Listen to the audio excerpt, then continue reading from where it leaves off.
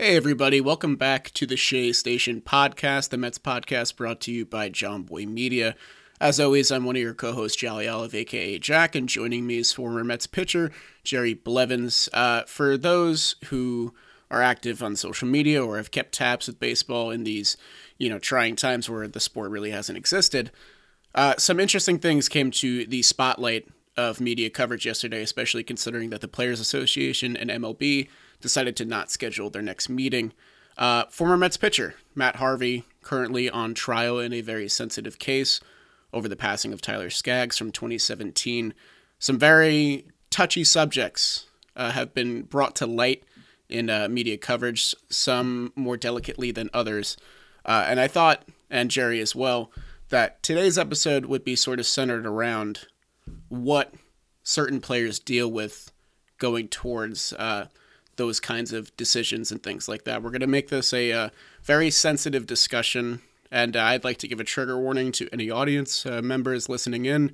There will be sensitive subjects. We will be talking about Harvey's dealings with suicidal thoughts and drug use, so if those are things that you may find uncomfortable or triggering, just take caution proceeding on with listening to today's podcast. Jerry, I kind of want to toss the baton to you first a little bit, just on the discussion of Matt Harvey. I hope that our discussion is a little bit bigger than Harvey itself today, but Harvey is obviously sort of the face of this episode, so to speak. Yeah, that's kind of when we were talking about, recording last night. That's what I wanted to touch base on. I don't want to talk specifically about Matt Harvey too much. It's easy to look back and point blame and say what should have, could have, everybody would have done. It's easy to do that in retrospect. It's harder to do it in real time, and it's harder to do it on a team basis.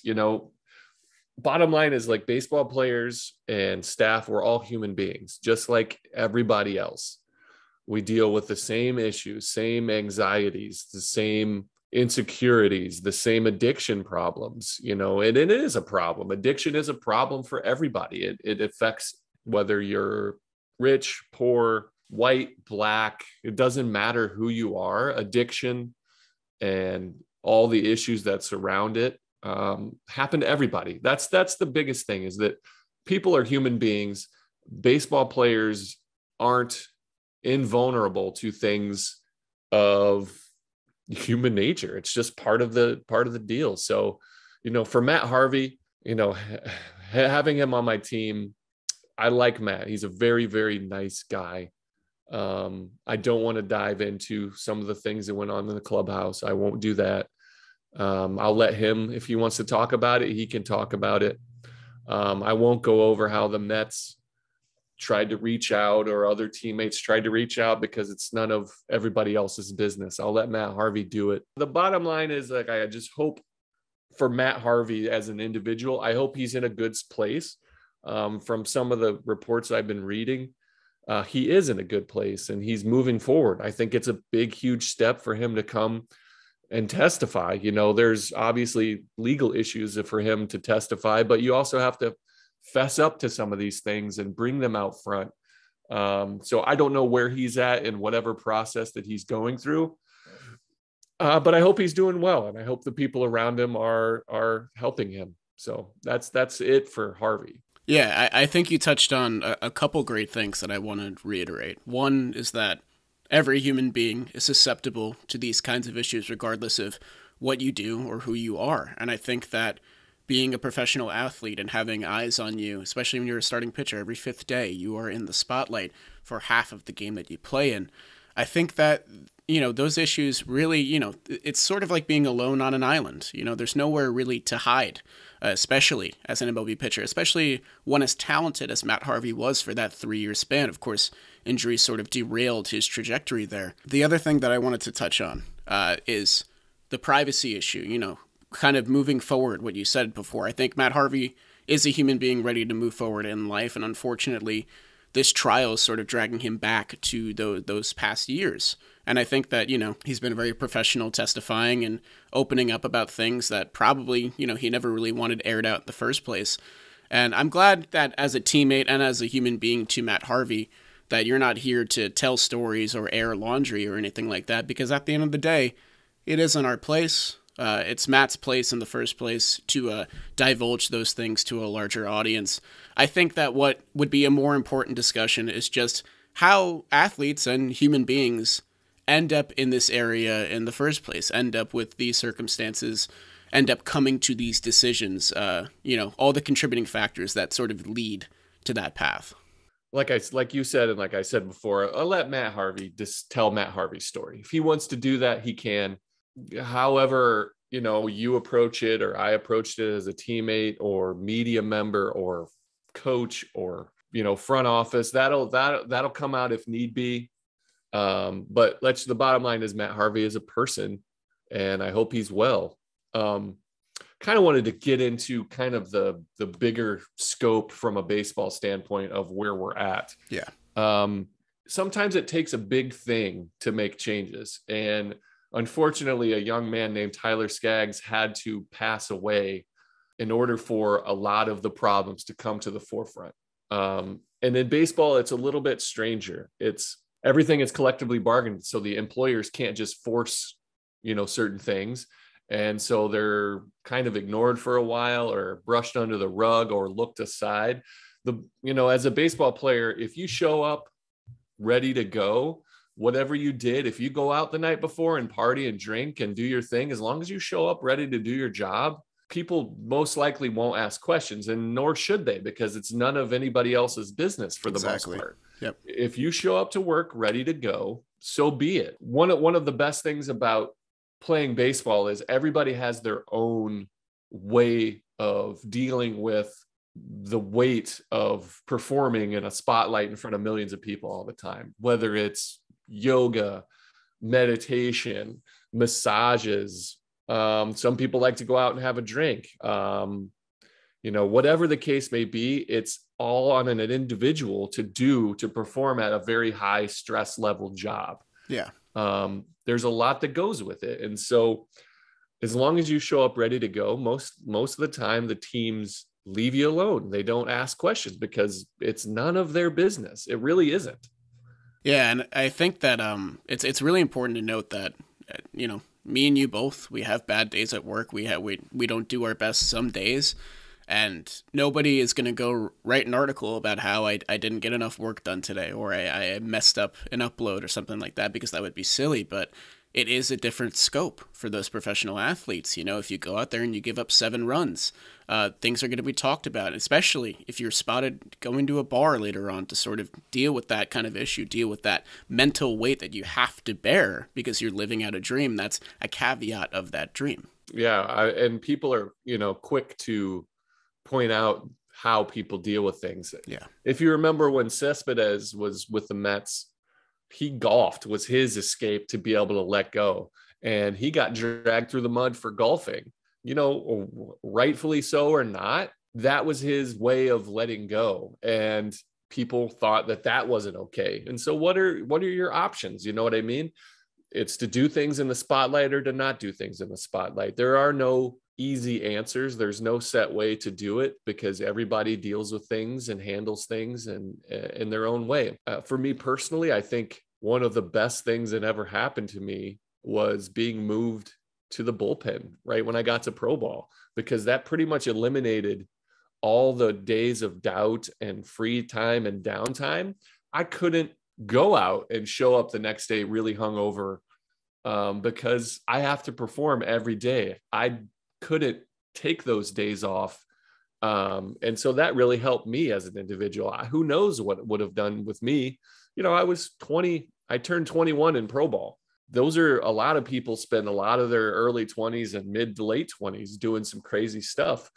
I'm not an angel by any means, but I learned that my job was more important than me partying, at night. And so I'm happy to be a reliever. Had I been a starter, who knows what would have happened. But like I said, everything's individual. Yeah, and with professional athletes, especially during the regular season of whatever sport you play, you have to be a workaholic because you're there every day. You're there on weekends. You live with these guys. You travel with these guys. You form bonds with these guys. You are constantly surrounded by the thing you do. I love my job. I feel like I'm living a dream right now, getting to do the show with you and getting to do what I do on YouTube.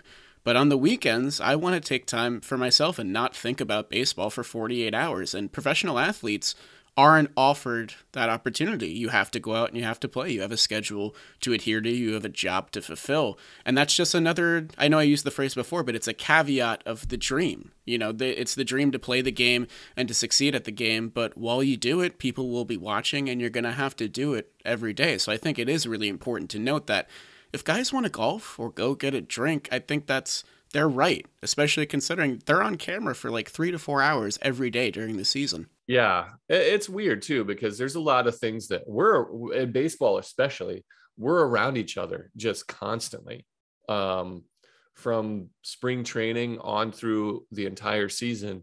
We're around each other more than we're around any other human being in any other facet. Like our families not around nearly as much. And so sometimes you just want to separate yourselves, or you need to get away from baseball for a while and get a taste of the real world, whether it be at the golf course with a different set of friends, whether it's at a club, you know, whatever it is that your thing is. Some people just need to escape. It's a tough life. Like there's a lot of weird things that happen in baseball that most people don't understand. It's just a different life than most people would understand. It's not as glamorous as you would think. It's not nearly as glamorous as you would think. But there's a lot of weird, isolating things. And I love it. I'm not speaking poorly upon it, but it's different and unique. And if you're going through something, there's a lot of weird, I guess that's where I want to get into if you're dealing with something. So there's a lot of, like, as we're talking about right now, there's a lot of issues of trust between the Players Association and Major League Baseball. So there's this weird trust thing. So right now, a lot of it is technology based. So if you're recording your bullpen and your spin rate's not great, but you're just throwing in between, are they going to use that information that they're gathering against you to send you down because you're not at your peak? Who knows? They say they don't, but you don't know that information. If they're monitoring your heart rate or your sleep patterns and you're having a rough night, and are they going to bench you because they're monitoring your sleep? Is that fair? Is that fair for the player? Is that fair for the team?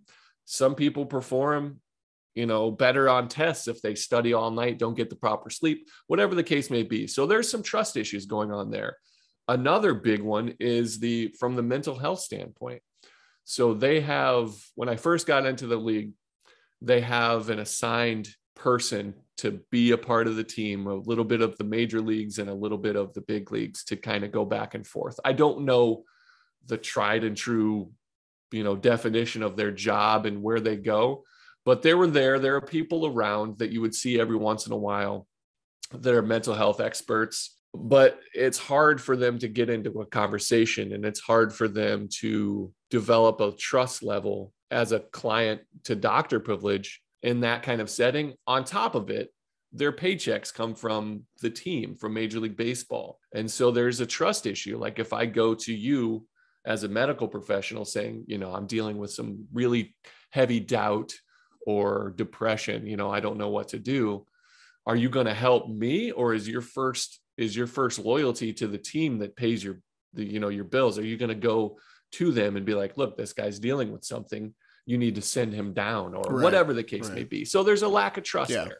And it takes a big thing like Tyler Skaggs, unfortunately, passing away, the death of a young man, not even in his prime yet. From all I've gathered, a great person. But he was a drug addict. Addiction is a real thing. It hits everybody. You're not a bad person for it. And it's really sad, but that's what is the catalyst for some major changes. And so where we are today, kind of things are, the union and MLB came together and say, we need to do something, because before there was no testing for drugs of addiction. There's, minor testing. The only way to test for like cocaine and marijuana and prescription drugs was if you got caught doing something before, and then they could put that on you.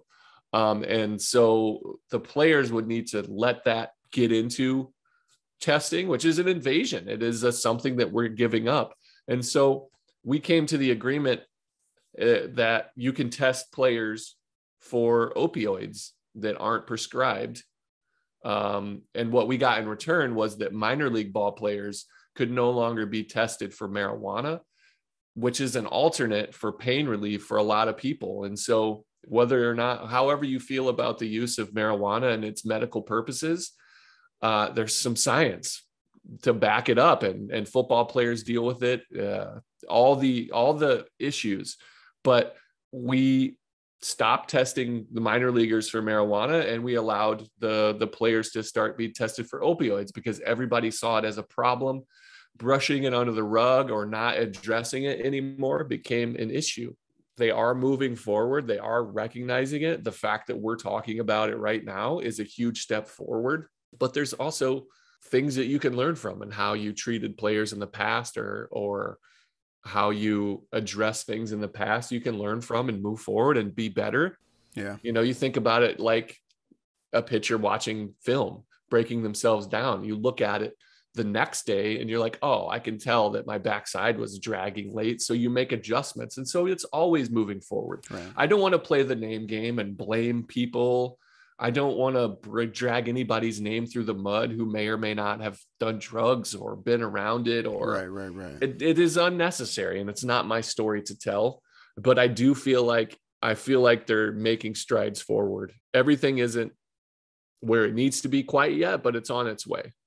Yeah, I think that this episode being a true beneficiary would not come from, telling stories and naming names and things like that. I think that the ultimate goal here is to inform an audience member, the athlete side of this whole story, because you mentioned before the lack of trust between the MLBPA and MLB, and that's obviously very prescient right now with the lockout, but it goes deeper than just the collective bargaining agreement and money and all that. It's about these players being perceived as products, because when you go on websites and you read how much they're paid and how much they're getting, that is how you view them. We've turned players into numbers, essentially, especially for those that don't watch the game. They're only familiar with performance and value and all those things, and you sort of forget the human aspect of it all, not even just the everyday grind of going to the ballpark and training and making sure you don't get injured and taking care of yourself, but also the mental weight of it all, how that sort of, fatigues a player over a 6-month, sometimes 7-month period if you make it into the postseason. And I think these are important things to address, especially considering that, some players didn't feel comfortable talking to those mental health experts, those guys that were supposed to be there to help them, because who knows if it gets out, or if it gets to ownership, or if it gets to coaches, and who knows if that affects the perceived value that we just talked about. Because as inhumane in some aspects as it is to perceive these guys as products, at the end of the day, that is what they're being judged upon. Matt Harvey was not judged upon being a good teammate and being a good friend. He was judged upon what he put forth on the field, regardless of whatever things he got into off the field. And I think that it's just important to note that these guys have to bear that in addition to everything else. Matt Harvey was glamorized. He was on the cover of Sports Illustrated. He was on SNL. He started the All-Star game. He got World Series starts. He was really the face of New York for the better part of 3 years. It is a shame that things like Tyler Skaggs have to happen for change to be addressed, but that's just the effect of a catalyst in the first place. That's the textbook definition. It's weird. Mental health in sports, in real life, is coming into the forefront. We don't know how to handle it properly. There's a lot of machismo and false bravado that goes into being an athlete. This confidence level that you need to perform on the field. Sometimes you have to push things out, like you're dealing with some things at home. You have to be able to turn things off, or even harness that and turn it into fuel to burn and use on the field, whatever it is. It's weird and strange, and we're just getting the tip of the iceberg into how to handle, analyze, and move forward with mental health. I mean, you saw it in the Olympics with Simone Biles. Half the people, when she was going through some things, I'd say more than half of the people were like, what are you doing? This is the Olympics, and they were shaming her for the way she went about it and pulling herself out. it was disgusting to me. And I hope that doesn't happen anymore on that level to Matt Harvey. People have some empathy and put yourself in their shoes and have a little bit of understanding of the human being side of sports. And, it's important to understand that we're just people, man. We have the same problems that everybody else does. It's just on a different scale, and we do our things in the spotlight are different. And it's just, I feel like we're at a good point moving forward to where we're talking about it and we're thinking about it. It reminds me of, what was it, 2014, and Ray Rice and the video that came out of him brutally attacking his then fiance, now I think still wife. But that video, what came out, he got suspended for like 2 games by the NFL before the video came out. And then he was released and suspended indefinitely. That was the end of his career. But we hadn't really addressed domestic violence or, battery on women, violence against women. There was always a hotline, I believe, to call if you were dealing with stuff at home. They always talked about it in our meetings. Like in spring training, we go through a bunch of meetings. One of them was like, yeah, you have this. If there's stuff going on at home, make a call. And that was the end of it. Everybody would mind their own business. But after the Ray Rice incident, we started having really in-depth conversations. Professionals came in where we would address it. Now, if you want to talk about the suspensions and everything, that is beyond me.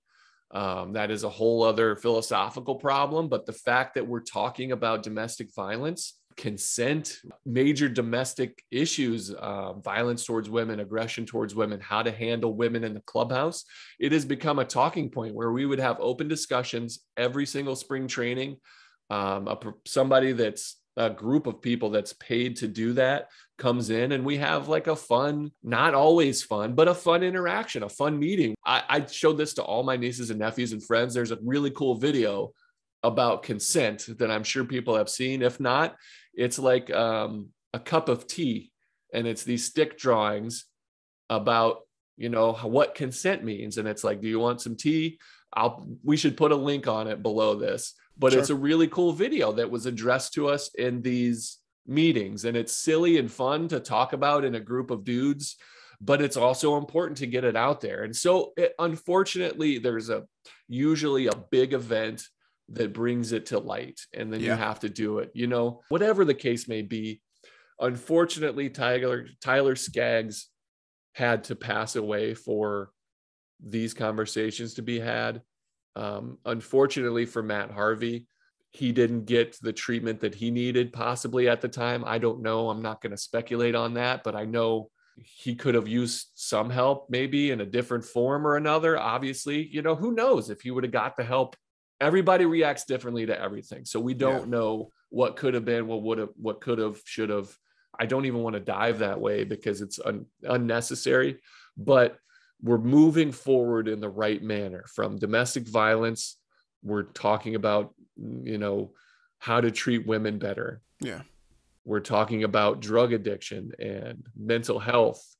We're moving forward as a entity of baseball, but we're also moving forward as human beings and as a society. So, yeah, I think that all of this kind of says a lot about the sort of eradication of the hyper masculine mind that like we can white knuckle through pretty much anything. Professional athletes, they're viewed as superheroes. I mean, they're on covers of magazines because you are that superhero image, you and all the other guys that play.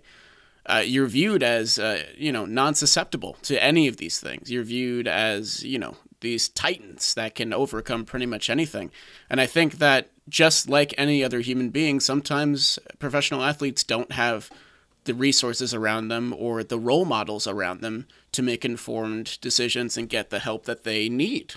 Sometimes they don't even realize that they need the help in the first place. And I think that obviously we've talked a lot about catalysts and athletes being humans, but these are the things and these are the steps that are necessary to take to get to a place where athletes can feel comfortable saying, hey, like I am not bulletproof. I know I go out there on the mound and I do my thing, or I know I go to the plate and I hit home runs, but at the end of the day, I deal with everything. I hear people chanting my name. I hear people booing me from the crowd. And that stuff doesn't just go in one ear and out the other, regardless of who you are. You could be the best in the game. And those things will still affect you because at the end of the day, we all share a commonality in the fact that we have emotions. We have anxiety, some in more severe degrees than others. And for Matt Harvey, he dealt with far more media presence and far more fan attention than the average athlete, and probably dealt with more anxiety because of it. And I think that, the Matt Harveys of 2022 and on will hopefully have things around them that'll help them deal with that more than Harvey did himself. The capacity to feel vulnerable from a mental health standpoint. Kevin Love came out on the basketball side and talked greatly about it. And I think we've made great strides there. It's a thing moving forward that hopefully more guys aren't scared to come forward and talk about. Drew Robinson, and I was in camp with the Giants, that is something that's, he shot himself. And luckily for him, he survived, and he can be a rallying point for the betterment of the game.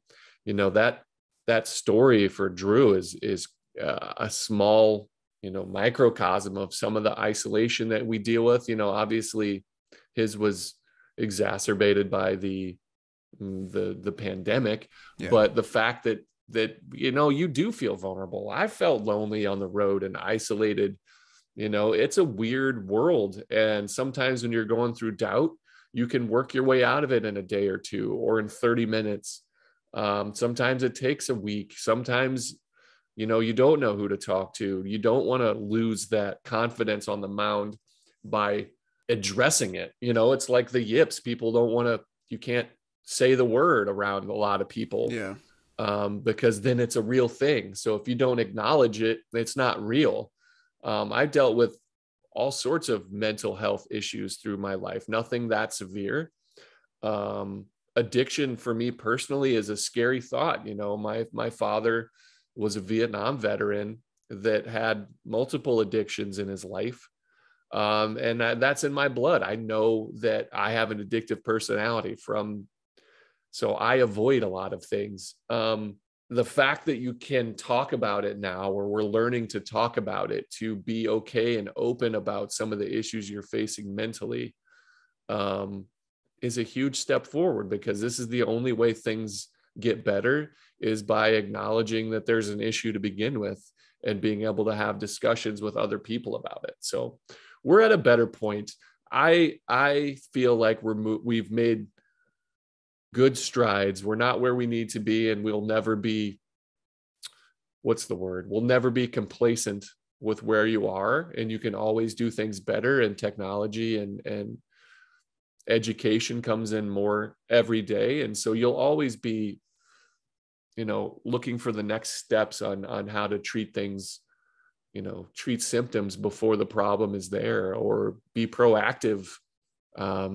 So it's a weird landscape to think about mental health in sports, because a lot of it is drive and inner confidence.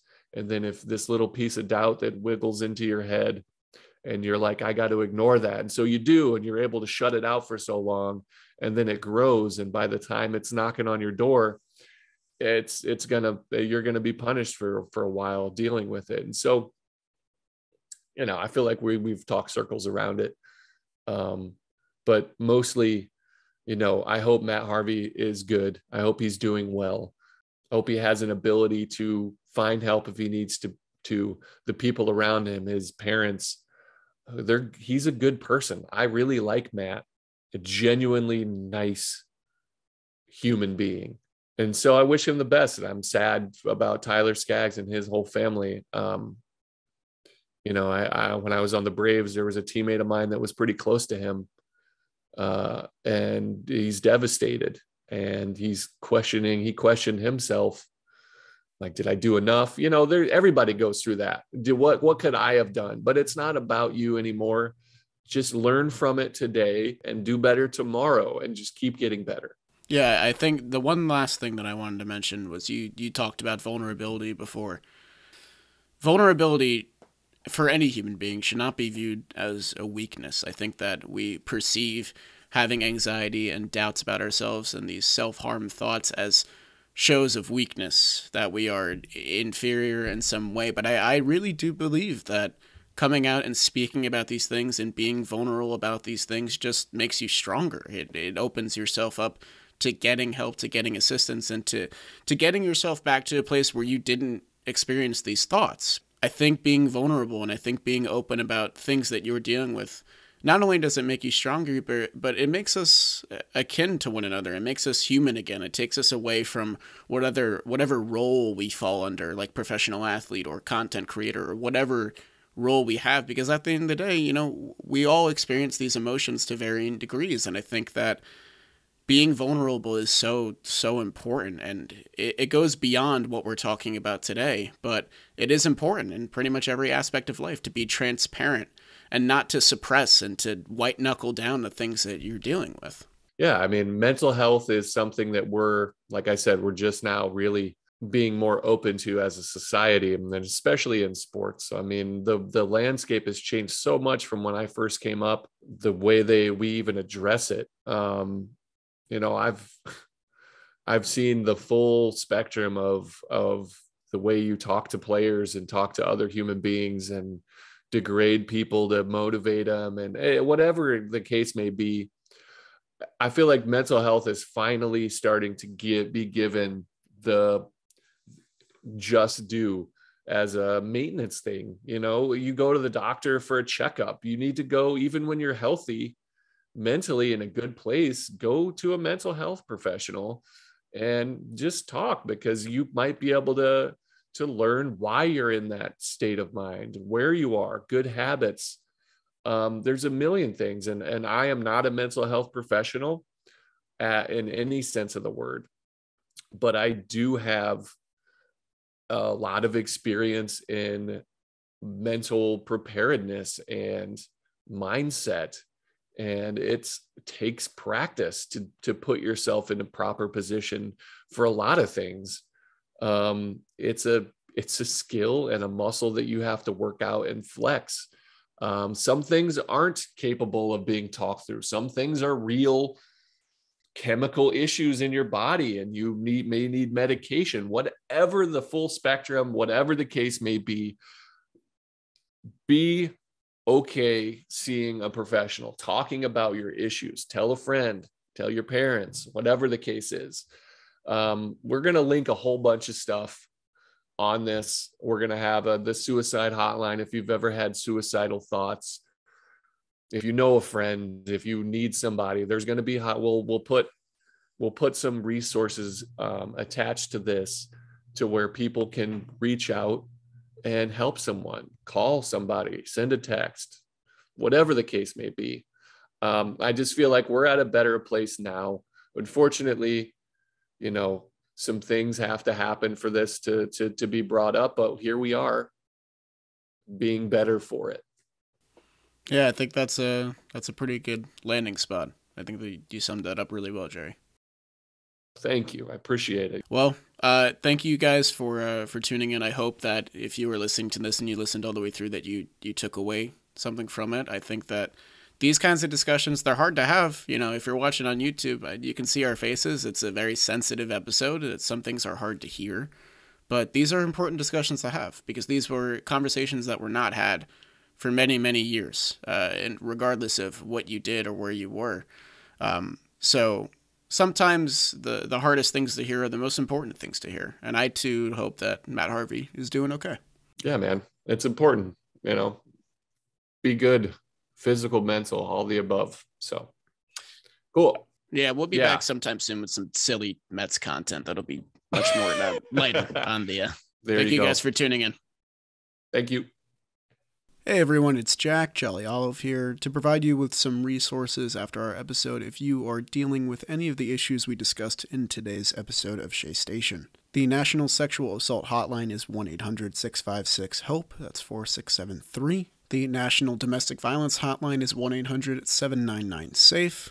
And the National Suicide Hotline is 1-800-784-2433 or 1-800-273-TALK, that's 8255. Also, if you're interested in seeing the consent video that Jerry referenced halfway through the episode, if you just go to YouTube and search Consent T, you'll be able to find it very easily. It's a great video. He talked it up really well. Thank you guys for listening to today's episode. From me and Jerry both, we hope you guys are doing well, and hopefully we can get back to baseball soon. Thanks again.